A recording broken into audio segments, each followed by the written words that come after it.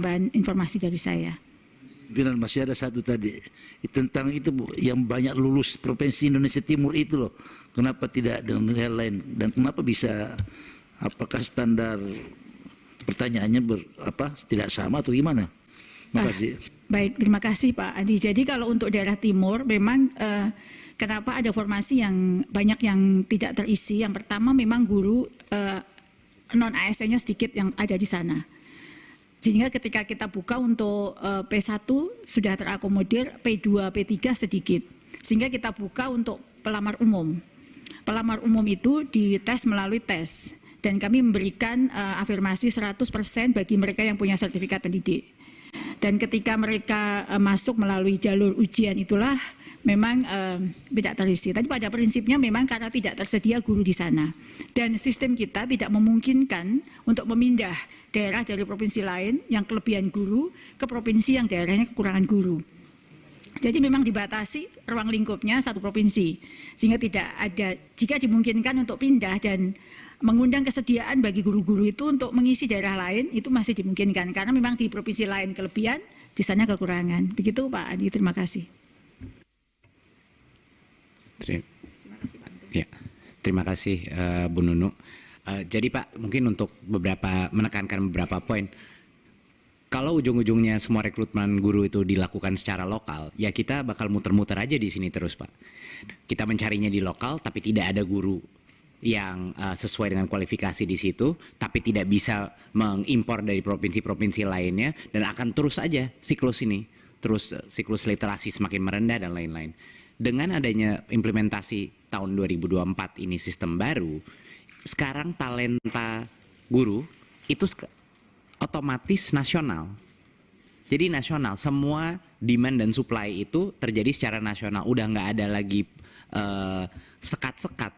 Ini hanya talenta di kabupaten ini, di provinsi ini, sekarang secara nasional. Dan itu hanya bisa tercapai kalau formasinya ditetapkan pusat dan kalau database talentanya itu nasional, terpusat. Nah ini jadi terima kasih untuk banyak masukannya mengenai nama atau istilah. Mungkin kita mengerucut kepada database talenta guru ya, mungkin itu menjadi nama yang lebih tepat. Terima kasih untuk masukannya. Dan tadi mungkin satu poin terakhir saya adalah banyak yang merasa ini seolah-olah ada rencana baru dari yang rencana lama, tapi selesaikan dulu dong yang masa-masa lama. Ya jelas. Maksudnya kenapa kita membuat solusi permanen ini adalah karena kita sudah mengantisipasi realita kemungkinan besar udah mentok di tahun ini.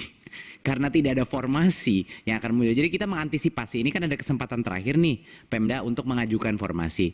Tapi kita mengantisipasi bahwa tidak akan sampai ke target kita. Sehingga satu-satunya solusi untuk bisa mencapai goal kita adalah dengan melakukan formasi pusat. Begitu Bapak Ibu. Jadinya ini bukan masalah menciptakan ini baru, tapi untuk mencapai ini saja yang masalah yang udah ada tidak mungkin tercapai. Tahun ini pasti mungkin kita salah, alhamdulillah kalau kami salah dan ternyata formasi lengkap dari Pemda, ya kan? Mungkin ada terjadi, tapi kemungkinan besar tidak. Jadi itulah yang kita antisipasi dengan solusi permanen gitu.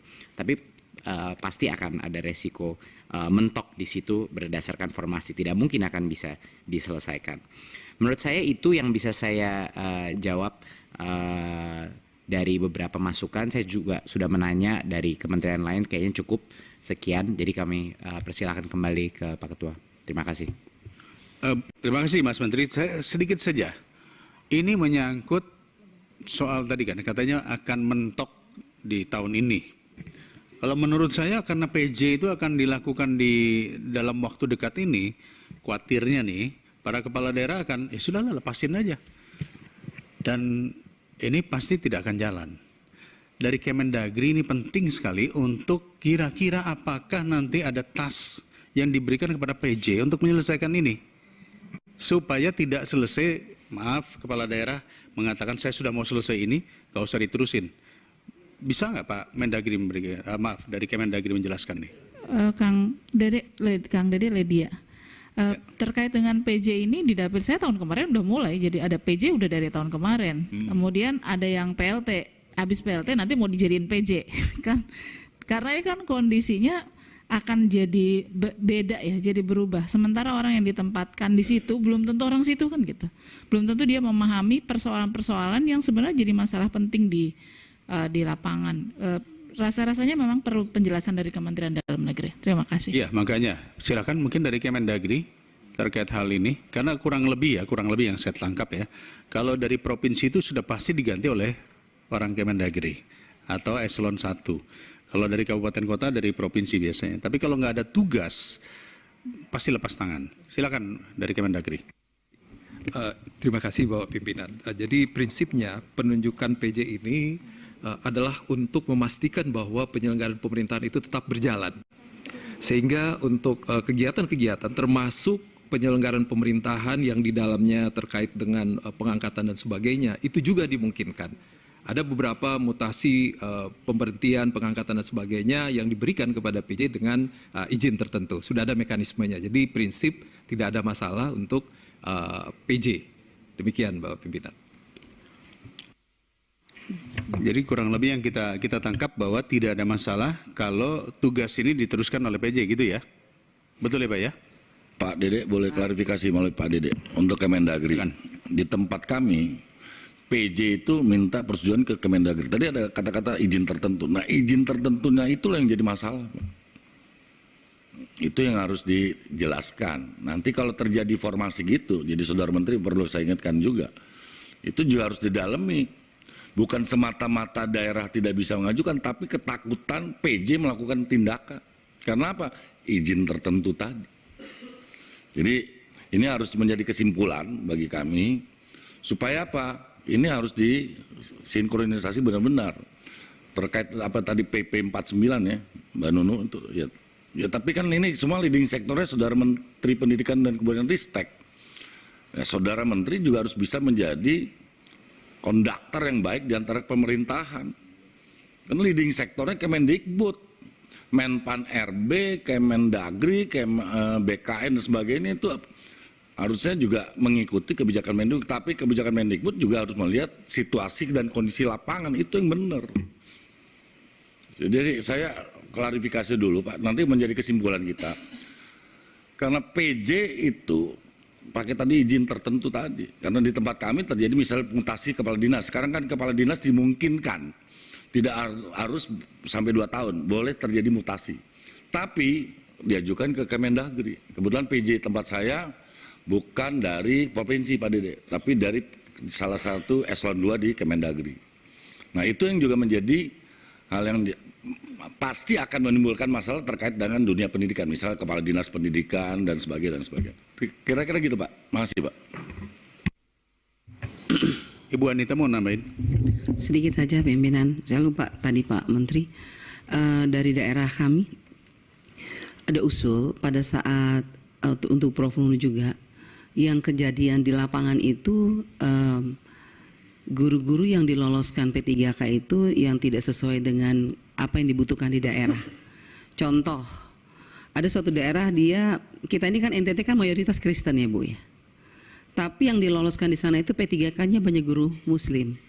Akhirnya guru itu tidak mengajar. Nah, saya juga dapat titipan pesan dari para bupati dan wali kota. Kalau pada saat formasi itu diberikan juga tolong dilihat sesuai dengan kebutuhan daerah kita. Dan juga banyak anak-anak, banyak guru-guru honorer kita juga yang sudah lolos tapi tidak mendapat penempatan. Khususnya untuk Kota Kupang masih ada 34 guru yang belum mendapat penempatan. Itu kenapa? Padahal mereka kan sudah lolos sebetulnya. Harusnya kan kalau sesuai dengan peraturan perundang-undangan yang berlaku kan pada saat mau menentukan lolos tidaknya itu kan dilihat dari kebutuhan dulu kan Bu. Kebutuhan dulu ya kan baru diberikan. Nah ini mereka sudah lolos tapi mereka belum tidak bisa ada penempatan untuk mereka. Nah saya juga tidak tahu yang 1.300 untuk provinsi juga. Dan ada beberapa kabupaten termasuk Kabupaten Kupang juga masih ada 67 kalau tidak salah 672 guru honorer yang sampai saat ini masih tergantung-gantung nasibnya. Terima kasih pimpinan. Baik, terima kasih. Kita sudah menangkap lah ya kurang lebih ya. Kita coba bahas melalui kesimpulan kita, apa bisa disetujui kawan-kawan? Ya, ya baik. Kita paparkan dulu coba. Silakan. Ditampilkan dulu. Nanti kalau ada yang kurang-kurang bisa dimasukkan.